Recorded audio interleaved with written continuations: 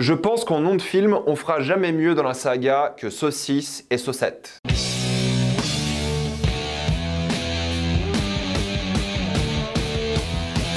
Saw 10. Comme d'habitude, jusqu'à la minute indiquée dans le titre de la vidéo, il n'y aura pas de spoilers, soyez tranquille, après on va tout spoiler. Saw 10 est l'histoire de John Kramer entre les événements du premier et deuxième Saw, où il découvre qu'il a un cancer en phase terminale. La médecine moderne ne peut pas le sauver, il va bientôt mourir, sauf qu'intervient un groupe de chercheurs. Ces chercheurs l'opèrent, mais ils découvrent rapidement qu'ils étaient des menteurs et ils souhaitent maintenant se venger. Saw 10 est sorti en salle aujourd'hui et c'est assez intéressant parce que mon attrait avec la saga Saw est assez particulier.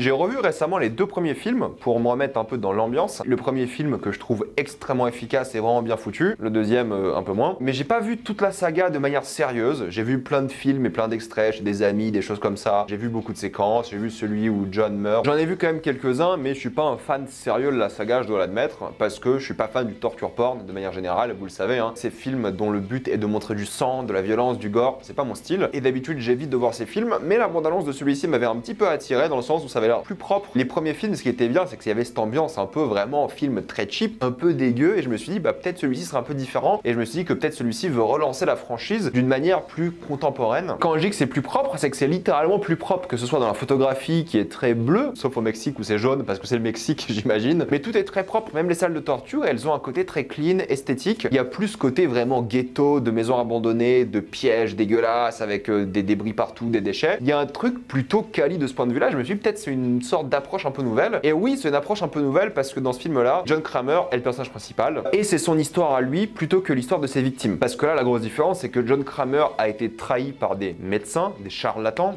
conspirationnistes, ça c'est intéressant d'ailleurs, et il veut se venger. Du coup, c'est un peu l'histoire de son personnage, c'est vraiment lui le protagoniste et c'est lui qui doit faire face à différents événements. Là où dans la majorité des films Saw, de souvenirs en tout cas de quasiment tous ceux que j'ai vus, c'était surtout l'histoire des victimes. On parlait d'eux, de leur passé, de qui ils étaient, pourquoi ils méritaient d'être punis. Là, on sait pourquoi ils méritaient d'être punis. Il n'y a même pas de rédemption d'un certain côté. Tu sais que ces gens-là, peut-être méritent pas de mourir. C'est d'ailleurs ce que pense John Kramer aussi. Il veut les punir, pas les tuer, mais ils méritent quelque chose de mal. Et du coup, ça change carrément la dynamique du film. Tu veux juste que les gens se fassent exécuter et ça enlève le côté satisfaisant à l'œuvre où t'en apprends pas sur les personnages, où t'as pas forcément de plot twist et des choses comme ça. C'est un film très basique de ce point de vue-là. Et l'intérêt de Saw pour moi a toujours été de justement découvrir qui sont ces personnages, pourquoi ils ont été choisis. Et ensuite, il y a le côté torture porn qui est aussi présent dans ce film. On voit bien que dans ce film-là, même s'il est plus moderne, même s'ils ont essayé d'avoir un côté plus protagoniste à l'œuvre, on voit bien que l'objectif du film, c'est quand même les pièges, c'est quand même la torture, c'est quand même ces moments assez gore. Pas autant que je le pensais, honnêtement. J'ai pas grincé des dents, j'ai pas été choqué par certains moments. J'ai trouvé ça timide. J'ai trouvé qu'il y avait pas beaucoup d'inventivité sur les pièges. Les meilleurs pièges sont soit au début, et plus t'avances dans le film, plus les pièges sont nuls et peu intéressants. C'est un peu expliqué dans le scénario pourquoi, mais à partir d'un certain moment, bah en fait, l'histoire t'intéresse plus. J'en parlerai en spoiler, mais même les pièges, il n'y a pas de poids aux pièges. Il y a un côté très fake, je trouve. Évidemment, c'est fake, hein, mais je trouve que ça va être très plastique et il y a juste pas de poids à tout ce qui se passe. Il y aura des membres qui vont être découpés et t'as l'impression qu'ils pèsent genre 2 kilos ces membres, alors que c'est des jambes, des choses comme ça. Il y a une vraie déception de ce point de vue-là aussi, parce que oui, il y a des pièges stylés en soi, mais ils sont au début, et du coup, je trouve que ça manque d'impact. Donc ouais, j'étais un peu déçu par ça quand même. J'y croyais pas trop, tu vois, il y avait pas ce côté viscéral qui était présent dans la saga, je trouve, avant, et ce côté poids, où t'as l'impression que chaque personne était vraiment lourde, les prothèses qu'ils utilisaient étaient vraiment dégueu, et tout là, c'était même pas si dégueu que ça, je trouve. Il y a encore des moments gore et tout, on est d'accord. Il y a certains moments où il y a des fluides et tout, j'ai pas trop aimé, mais en vrai, je trouve que c'est un petit peu timide. J'ai vu des films d'horreur qui sont pas des torture porn, qui étaient plus violents à certains moments que ce film-là. Ça manque un peu d'impact et je suis un peu déçu par ça. Pour ceux qui vont voir des pièges, vous allez trouver, je pense, ça mi-figue, mi-raisin. Certains manquent d'impact, certains sont très cool. Mais ce qui est intéressant aussi, c'est de se poser la question, est-ce que nous l'aurions fait? Est-ce que t'aurais survécu à certains pièges? Je pense honnêtement qu'il y aura un seul que j'aurais fait, mais je vous en parlerai en spoiler. En termes de mise en scène, c'est assez simple, je trouve. Il n'y a pas de gros retournements de situation, il n'y a pas des gros choix tragiques à faire. Il y a une petite idée que j'ai bien aimée, mais encore une fois, je trouvais ça très simple, pas très inspiré et timide encore une fois, ce qui est un peu bizarre. C'est typiquement le genre de film où t'aurais dû y aller à fond parce que c'est peut-être le dernier film de Tobin Bell en tant que ce personnage. J'adore cet acteur, il a marqué vraiment l'histoire du cinéma en jouant ce méchant, il est excellent, il a 81 piges et j'adore son personnage qui se déresponsabilise. Mais dans ce film-là, il a quand même une évolution où il se responsabilise à un moment et il garde son code moral.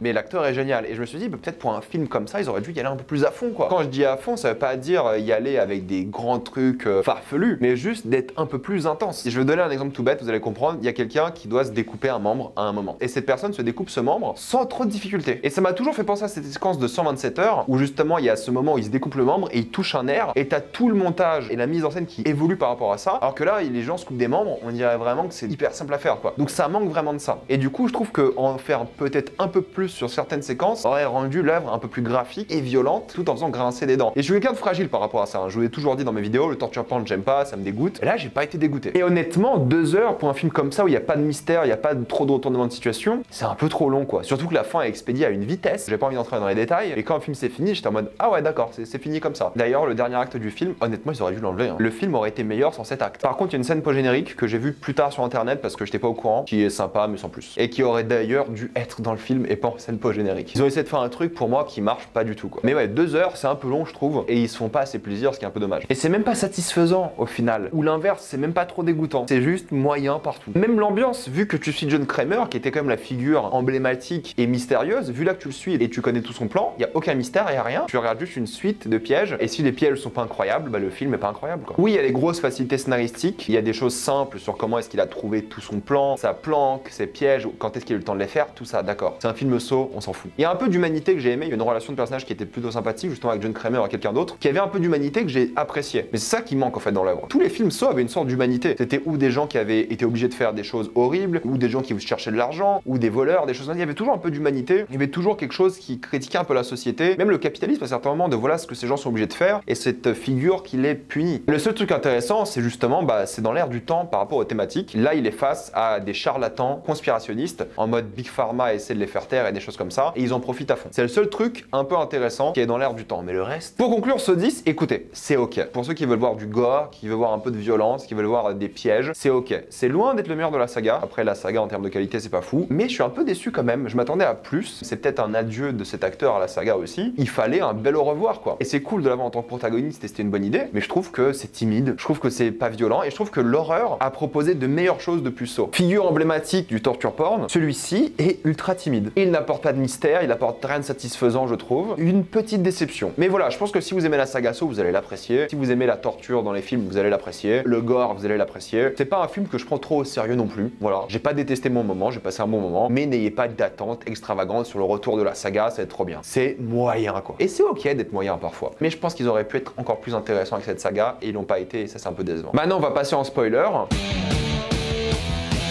Soyons honnêtes, les yeux, l'affiche même du film, c'est ultra décevant. Le concept est trop cool, mais en fait, on voit quasiment pas les yeux, il n'y a pas ce côté succion qui est vraiment intéressant. Et le piège, oui, tu dois te casser les doigts de la main, je pense que je le fais instant. Entre mes yeux qui passent à l'aspirateur ou mes doigts, et en plus, ça avait pas l'air si douloureux que ça. Ça doit faire super mal, hein, je dis pas. Mais contrairement aux autres pièges, j'ai trouvé celui-ci timide. C'est pour ça aussi qu'il se l'invente, il se l'imagine. Mais même en tant que piège qu'il s'imagine, au début du film, pour te mettre un peu en haleine dans le film, l'idée est trop cool, mais c'est timide. Les bombes dans les mains, je serais mort. Je vous le dis tout de suite, l'idée est cool, ça c'est un bon piège. Le fait d'avoir des bombes dans ses mains, il faut s'arracher les mains, c'est dégueulasse. Et j'ai trouvé ça assez cool et l'un des pièges les plus réussis parce que ça donne vraiment envie de grincer des dents. Tu te dis, oh non, c'est horrible. Et là, pour le coup, ça y va, il y a de la chair et tout, c'est vraiment hardcore. C'est là que je me suis dit, ok, là, la saga est bien partie quoi. Et après, il y a la jambe où elle doit se couper la jambe avec un filet. C'est une scène qui est vraiment puissante et elle arrive pas à le faire à temps, elle se fait décapiter. Mais pareil, le corps, il tombe d'une manière, il fait très léger le corps. Et la jambe aussi faisait légère et tu voyais bien la prothèse et tout. J'étais un peu déçu quoi. Ça, je l'aurais pas survécu, clairement. Il y a un os dedans, il y a des nerfs et tout, il y a plein de chair dans une jambe. Tu dis, il fallait rendre ça de manière un peu plus dégueulasse quoi. Là elle fait ça pendant quelques secondes et c'est fini. Un peu déçu. Et tous les pièges d'après, j'ai trouvé un peu nul. Le cerveau était pas très déstabilisant et tu dis bon bah voilà, si je dois me foutre un trou dans le cerveau, je suis mort quoi, c'est clair. Je vais m'enlever un bout de matière grise, c'est officiellement terminé donc c'est déjà une condamnation à mort. Mais par contre le masque qui se referme sur lui, qui est de la culture mexicaine, ça c'était une bonne idée. J'ai pas trouvé ça vraiment satisfaisant. C'est thématiquement approprié par rapport à ce qu'ils ont fait mais j'ai trouvé ça timide aussi quoi. Il y a ce piège avec la chaleur où la dame doit se casser des os. Celui-ci était plus généreux parce que la dame était plus sympa que les autres. Ça je pense que j'aurais survécu aussi. Je pense que je me serais pété les os. C'est un peu le jeu du film aussi, hein, c'est de penser ce qu'on aurait fait dans cette situation, mais pas satisfaisant du tout. J'ai beaucoup aimé quand j'utilisais de l'intestin pour choper la table, j'ai trouvé ça assez rigolo, mais même l'intestin faisait très faux je trouve. Et l'intervention du gars avec le flingue et tout, c'est raté. Le plot twist en mode, ils cherchaient John Kramer, ils ont tout prévu pour l'attirer, pour le piéger, des choses comme ça,